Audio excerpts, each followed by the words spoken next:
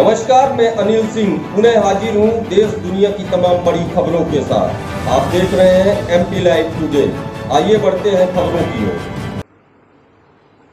Free fire game की ID खरीदने के लिए 12वीं के छात्र ने अपने टीचर से ही मांगा 8 लाख का टेरर टैक्स। साइबर सेल की मदद से पुलिस पहुंची आरोपी तक, मामला दर्ज कर गिरफ्तार कर जमानत पर छोड़ा।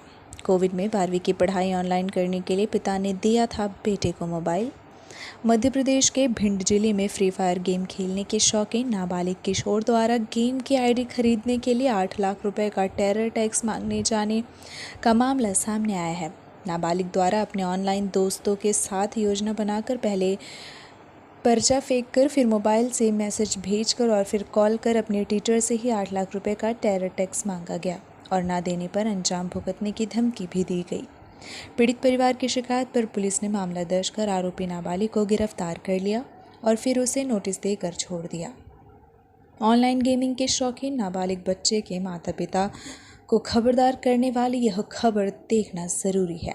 ऑनलाइन पढ़ाई के दौरान उनके बच्चे कहीं ऑनलाइन गेमिंग के चक्कर में अपराध की दुनिया की ओर तो कदम नहीं बढ़ा रहे।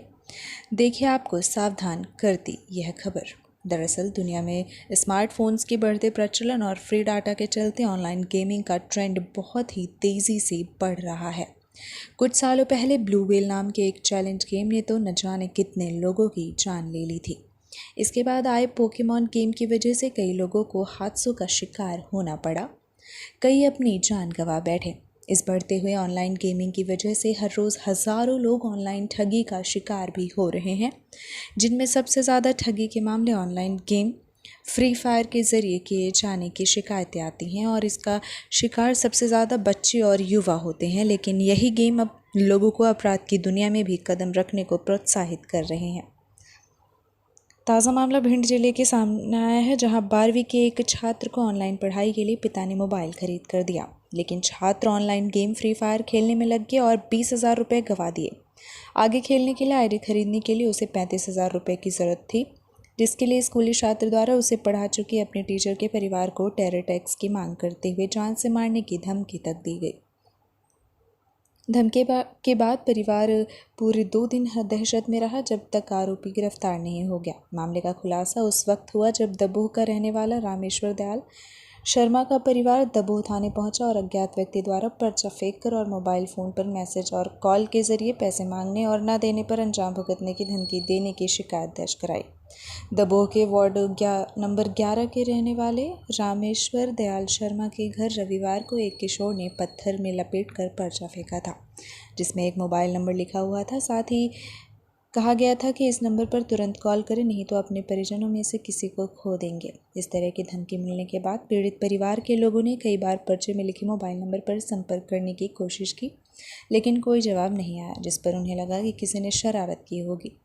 लेकिन पीड़ित परिवार ने बताया कि करीब रात 9 बजे उनके मोबाइल पर इसी तरह के धमकी भरे मैसेज आए। बात यहीं नहीं रुकी। सोमवार को एक अज्ञात शख्स ने फ़ोन कर पीड़ित परिवार को फिरौती के लिए धमकी दी, जिसमें उनसे कहा गया कि 12 बजे तक अगर 8 लाख रुपए खाते में नहीं डाले तो परिवार के किसी एक शख्स की हत्या कर दी जाएगी।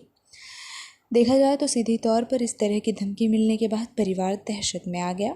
रामेश्वर दयाल सीधा पुलिस थाने पहुंचे और शिकायत आवेदन देकर पुलिस से मदद मांगी, जिस पर दबोह थाना प्रभारी द्वारा तुरंत मामले की जानकारी साइबर पुलिस को दी गई और जिस नंबर से कॉल आया था उसकी सारी जानकारी निकालने पर पता चला कि यह नंबर अमाहा गांव के किसी सुरेंद्र कुशवाहा नाम के शख्स का है, जिस पर तुरंत एक टीम गठित कर आरोपी को गिरफ्तार करने भेजा गया। लेकिन पुलिस भी उस वक्त बहुत चक्की रह गई जब पता चला कि आरोपी 12वीं क्लास का एक नाबालिग छात्र है। उसे गिरफ्तार कर थाने लाया गया और जब उससे पूछताछ की गई तो उसने बताया कि वह अपने एक दोस्त के साथ मिलकर फ्री फायर गेम की आईडी खरीदना चाहता था, जिसके चलते उसने डाटा के डॉट के कहने पर रकम ऐंठने के लिए यह किया। हालांकि फरियादी ने की शिकायत पर पुलिस ने मामला दर्ज किया, लेकिन कानूनी बाध्यताओं के चलते आरोपी को कच्ची जमानत देकर छोड़ दिया गया। इधर मामले में आरोपी की जमानत हो जाने से पीड़ित परिवार दहशत में है। उनका आरोप है कि ऐसे आरोपी जिसने हमें जान से मारने की धमकी दी है, उसे छोड़ दिए जाने से हमारे जीवन पर संकट बना हुआ है। वह कभी भी अपने साथियों के साथ मिलकर परिवार को नुकसान पहुंचा सकता है। वहीं मामले में पुलिस का कहना है कि कानूनी प्रक्रिया के तहत जो धाराएं पीड़ित की शिकायत पर आरोपी पर लगाई गई थी, उनकी वजह से उन्हें जमानत पर आरोपी को छोड़ना पड़ा था। साथ ही उनका कहना है कि महज नाबालिग बच्चों द्वारा एक गेम खरीदने के लिए की गई हरकत है, ऐसे में फरियादी पक्ष को डरने की ज़रूरत नहीं है। मेरे घर पर जो है एक लड़का एक पर्ची फेंक गया है कि इस नंबर पर बात कर लो। इसके बाद अगर मैंने उसको पर्ची को उठाकर पढ़ा तो उसमें लिखा था कि बात करो नहीं तो ठीक नहीं होगा। तो इसके बाद जो है उसने फ़ोन से भी घर में फ़ोन लगाया कि कुछ पैसे उसने मांगे कि ऐसे मतलब इस प्रकार से हमारे पास और किसी को ये नंबर मत देना। तो तत्परता दिखाते हुए पुलिस ने जो है टीआई साहब के मार्गदर्शन में साइबर सेल की मदद से उसको लड़के को पकड़ा। उसके पास से वो जो जिस मोबाइल से उसने फ़ोन किया था उसको मोबाइल को उससे जब्त किया। तो उसने बताया कि हमने अपने साथी रवि कुशवाहा के साथ प्लान करके वो जो है फ्री फायर गेम होता है उसके लिए आईडी खरीदना चाहते थे। इसलिए हमने सोचा कि पैसे जो है इस प्रकार से ले। एक ही गांव के दोनों रहने वाले आवेदक और ये आरोपी एक ही गांव के रहने वाले ग्राम अमाहा के। तो उन्होंने जो है इस प्रकार से प्लान करके जो है पैसा लेने के लिए ये सब किया था। सर किन किन धाराओं में अपराध पंजीकृत इस पे जो है उसके आवेदन पत्र पर जो है 507 384 आईपीसी की धारा लगाई गई और उस पर प्रकरण का पंजीबद्ध करके उसको गिरफ्तार भी किया और उससे जो है उससे वो मोबाइल भी जब्त किया। सर सुनने में आ रहा है, सूत्र बता रहा है कि उसे कच्ची जमानत देकर छोड़ भी दिया गया है। ऐसे सुप्रीम कोर्ट के